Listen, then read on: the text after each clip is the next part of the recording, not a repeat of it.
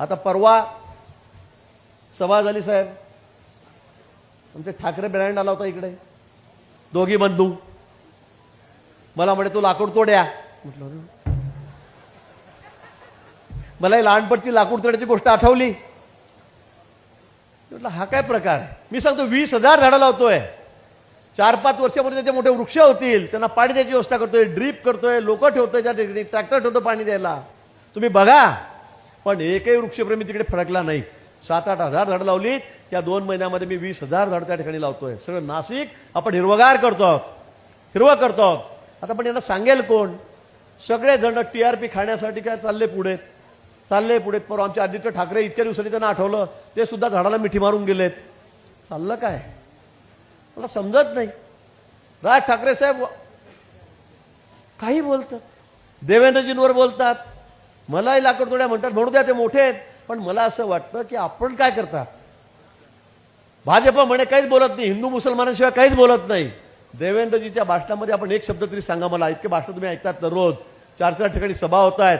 विकासाशिवाय ते बोलतच नाही. कुठलाही एकही शब्द तसा काढत नाही. पण यांना बोलायला काहीच नाही. हे सगळे कसे, पावसाळा आला की एकदा पहिला पाऊस पडला, पाणी तुंबलं की जमिनीतून काय निघतं बाहेर, काय येतं, बेडूक येतो. आणि ड्राव ड्राव ड्राव आपण होतो एवढ्या एका रात्रीतून आले कसे काय एवढे बेडूक. सगळे ते सगळे मोठमोठे बेडूक जमिनीतून बाहेर येतात आणि लागतात ओरडायला. तसं यांचं झालेलं आहे. निवडणुका आल्या, हा मुंबई खतरे में.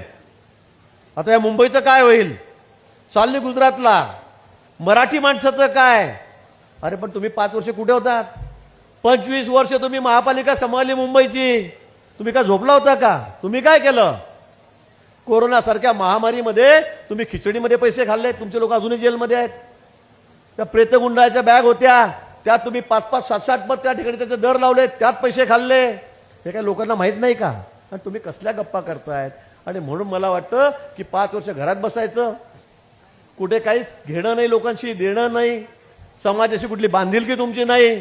आणि निवडणुका आल्या की मात्र मग गर्दी जमा करायची, मग भाषणं करायचे, नखला करायच्या, वाटेल तसं तोंडातील ते बोलायचं. पण हे बोलून सुद्धा ठाकरे साहेब, राज साहेब, एक सुद्धा आमदार तुमचा 288 पैकी महाराष्ट्रामध्ये निवडून येत नाही. लोकांची करमणूक होते. लोक शिट्ट्या मारतात, वाजवतात, ऐकून घेतात, निघून जातात. पण मतदानामध्ये त्याचं परिवर्तन होत नाही. कारण लोकांचा तुमच्यावर विश्वास